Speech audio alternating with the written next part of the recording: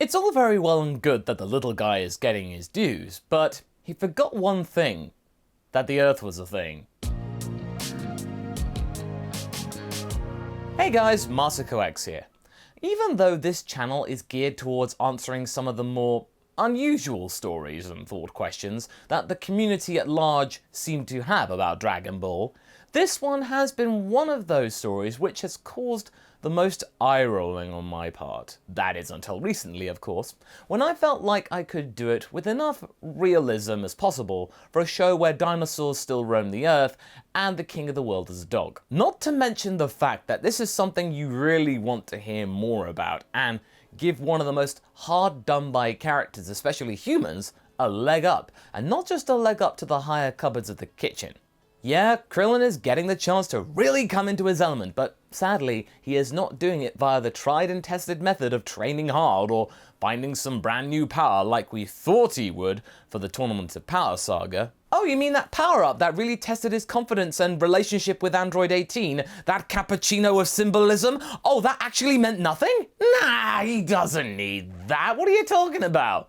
That went nowhere fast, didn't it? It's such a shame, but at least we got a potential nod to Ghost Napper out of that one. Don't think that we didn't notice, Toei. In any case, the subject today is about the idea that Krillin would one day become a Saiyan through his own means. But in this story, instead of just asking for it out of the blue like it was some kind of forced request or acquisition, it was done accidentally to make it feel more organic. In the first outing of this tale, Krillin simply just asked Shenron whether he could become more like Goku, recognizing the potential that he had and how strong when under Kami's tutelage he became as well. But instead of just going to Kami and training himself with the same regimen, he took the easy way out and then had the monkey's paw effect happen to him, with him growing a tail, his hair growing back just suddenly, and then his entire physiology and mindset changed to be inadvertently Saiyan without him even knowing it. Be careful what you wish for and all. Now, in terms of a story, it would add mystery for a while, and fuel even more speculation that Goku was probably not from around here. He was something different from the typical humanoid that you would see on Earth. Fun fact, by the way, when Goku was facing Major Metallitron, FMJ to the initiated, Goku was scanned and read to be alien-like. The first sign things weren't right with this kid. Anyway, in the last part, Krillin had to face the consequences of his wish, and he lost respect from his master, thinking that his pupil had not changed from being the little twerp that he was when he first arrived on the island, always seeking to outdo Goku by any means necessary out of pure jealousy. This was just another example, and an even more underhanded one, like he's even regressed. Now, instead of getting stronger on his own merit, he had cheated his way to the same place that Goku had done through pure elbow grease. So it was up to Krillin to show he could do his newfound heritage proud, and together with his best friend, who's totally okay with this by the way, they were able to outdo Raditz with Piccolo getting the final win over the alien, and then shirking the training at King Kai's to instead seek his own type of revenge by taking Gohan as some kind of leverage for when the two Saiyans return. That is, if they ever return. But what we do return to is the story, with Krillin and Goku running down Snake Way after getting their clearance and confirmation from King Yama. Together, they take turns acting as the pace setter to ensure that they don't tire themselves out too much and get an idea about what to do, and when things get particularly exhausting, Krillin even gives Goku a piggyback ride for a while. Krillin is feeling very weird right now. I get the feeling this should be the other way around. This doesn't seem right. Nevertheless, this teamwork has gotten the duo to King Kai's planet a little faster than in the original timeline, since they didn't have to rely on cleaning buggies or having the delay of falling down to Hiffle. However, this does mean that when they try to jump to the planet that their new master lives on, Goku decides to think differently. He hits upon the idea of hurling Krillin up there like a game of hammer throw. When the king spots a huge divot in his front lawn, he inquires, only to find a guy with no nose and a tail staring back at him. "Babo's got a play date finally. Babos! Your friend's here!" Krillin tries to explain that he's here to train, but that stops when Goku arrives as well. This was the big deal that he had heard from Kami and Yama earlier. He was expecting guests and then introduces himself, and notes that he finds Krillin curious as being a person who chose to become a Saiyan, and not for the fact that he's a Saiyan with no nose. I mean, either way though, humans and Saiyans are monkeys, kinda, so there's not much difference in my eyes. Especially when you have a monkey of your own and Locust for a friend. Their training has begun, with King Kai curious to see how a newly made Saiyan fares against a homegrown one. Does a genetically modified vegetable do better than an organic one? Meanwhile, Piccolo's time with Gohan has been very disruptive to his training. So much so that Piccolo gets incredibly frustrated and tosses the twerp at a rock to get him to shut up. This is how we discover the hidden power in Gohan, and like in the original story, the little one powers up and does his thing, shocking Piccolo. Perhaps this one could be handy in the challenge against the Saiyans, and maybe, after all this is said and done, get himself stronger at the same time. That will show Goku and Krillin who's the real deal on Earth here. He will not be made a fool of and become an also-ran. He's still bitter that Krillin resorted to wishing his way to the top, whereas everyone got there without any need to resort to Shenron. Sure, people could have thought to have done that sooner, but due to pretty much everyone's martial arts heritage and a sense of honor and background, it was an unwritten rule that you don't just simply wish for power. It's just not fair, nor is it right. So then Piccolo hatches his idea about leaving Gohan in the wilderness for a while to build up his confidence and fully tap into this weird power he has at a more frequent level instead of just having to rely upon it in a moment of peril. Back in space, Vegeta and Nappa are discussing this brand new Saiyan. Nappa is not only curious to fight this guy, but he asks his boss whether these Dragon Balls could be used to either make more Saiyans or bring their fallen comrades back. They could maybe restore Planet Vegeta or stop Frieza in some way. Think of the possibilities, Vegeta! We could be kings! Know your place, Nappa. Only I would be king. Let's not get ahead of ourselves. This interloper is not a natural occurrence, muddying our proud history with commoner traits. I will not allow this creature to survive any longer. And as for bringing our planet back, who's to say Frieza wouldn't just blow it up all over again? I wish to stop Frieza myself. I am not a cheater like this newcomer. Nappa sits back in his chair and thinks about this for a while, and then agrees that, yeah, this is maybe a better idea. You're right.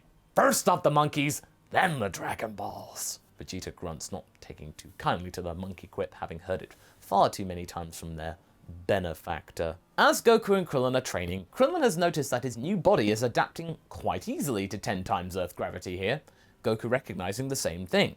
King Kai then explains that Planet Vegeta was the exact same gravity as this world, just so happens to be so. So their bodies would be naturally suited to these levels of weight being foisted upon them. Humans would struggle more. So it's a good thing you found that shortcut, show stuff. Krillin looks insecure at this again. King Kai may be strong and wise, but the jokes are a little bit harsh. It's a good thing Goku's got his back. Yeah, it's not a hard test since there's not much of a back to get behind. All of this goading motivates Krillin to master the Kaioken and Genki Dama alongside Goku, with both of them showing similar levels of aptitude. One side effect of all of this is that Krillin has noticed that his mood has changed considerably since they got here. When King Kai would make those asides about himself, his old self, his human self, would have been really knocked back by it, denting his confidence, but now he's spurred on by those quips and gets angry by them, like it's hurt his pride or something. Do Saiyans think like this all the time?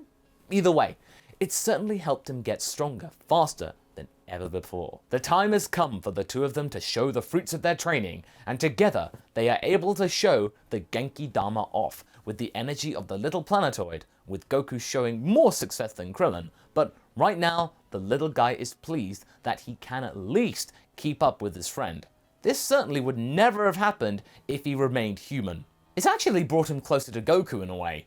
Kindred spirits, as it were, plus the fact that he was there for him more than ever. Goku feels similarly. It was neat to see Krillin keep close to him in power. It was like the good old days when they were younger, but this time they were taking the fight out into space. It was pretty cool. But what isn't cool is that King Kai has miscalculated the time it would take to get back to Earth, and so they would be late for the Saiyans' arrival. Oops. Krillin looks calm. Relax, we have the Dragon Balls. The guys probably have thought of gathering them to wish us back to Earth in no time. Check in with Kami, and you'll see that I'm right. King Kai does just that, but gets a harried response. Oh, we actually didn't think of that. Krillin looks shocked and is frantically putting his shoes on and telling Goku to quickly get ready to leave. They need to get back pronto. So much for that bravado.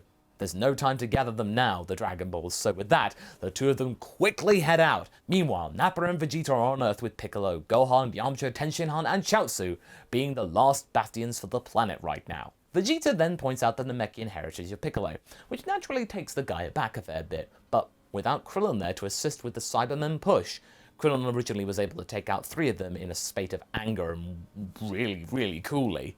The gang are struggling massively with Yamcha succumbing still, and this time Tenshinhan has to take out 2 of them instead of just the 1. He is pretty much having to take on Krillin's slack. Nappa is getting very bored of seeing these guys struggle, and even a little irritated that this Krillin guy, whoever he is, this new Saiyan, was nowhere to be seen. Hey, weaklings! Where's your pet Saiyan? We came here to fight him, not you losers! Piccolo tries to ignore these jibes and instead saves Gohan from more Cybermen, but this only angers Nappa still even more, so he barges in and fights Tenshinhan, and then Chaozu does his thing. Things continue similarly until Vegeta tells Nappa to stop, because this is getting far too easy for all of the effort it took them to get here. They don't need to actually rush things. Not only that, but the 2 Saiyans they expected to be here have seemingly been delayed. So they then wait the 3 hours or so before then getting even more bored and deciding to just go, whatever. They choose to jump back in anyway. But their guests are arriving very soon, with Goku and Krillin getting their sensu beans as well as an extra one just in case.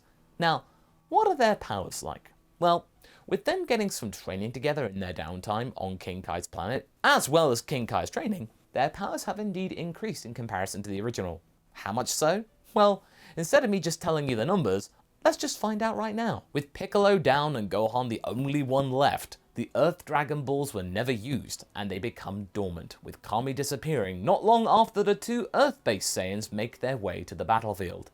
When they get here, they see a Gohan cowering behind a rock, and are able to save him with Goku giving his son the spare sensu bean. Meanwhile, Krillin steps up to the invaders.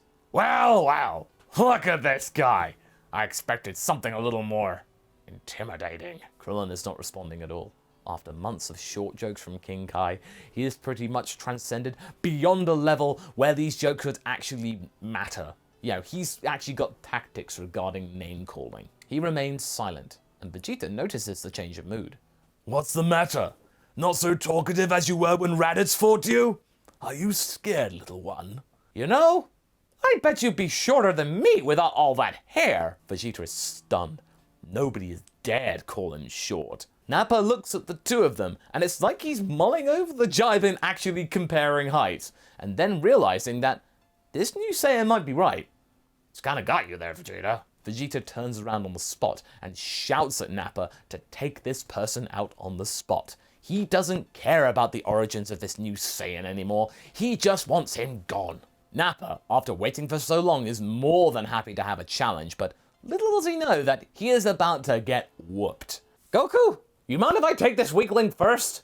Goku and Gohan are watching, and Goku just simply gives him the thumbs up, and Krillin powers up to a power level of above 8,000. The 8-foot behemoth being thrown out of the ring in the area by someone half of his size, and this takes Vegeta by even more surprise than if it was Goku doing a similar thing in the original story. Naturally, Nappa is blasted away like in the original story, but this time it was even more galling that this fake Saiyan was able to outdo a real one. Vegeta is not interested so much in Kakarot this time around. He is now going for Krillin. Not bad, freak. Your power has served you well thus far, but that ends here. I will show you the real power that Saiyans possess, and you will not be able to stop it from tearing you apart. Goku offers to help Krillin, but something has come over the little guy. Normally, he would leap at the opportunity to tag team this Vegeta bozo out of the stratosphere, but in the here and now, all that Krillin can focus on is a good one-on-one match. Goku, let me handle this. I can take the guy. Vegeta laughs and gets into position with Goku and Gohan staring transfixed from the sidelines. And that's where we're going to be leaving things for right now. So what do you guys think? Do you feel that the Saiyan DNA is starting to change Krillin even more so now? Will he even be recognizable to where he was before this all happened? Leave a comment below and let's get this discussion going. And I shall see you in the next video. Catch you later!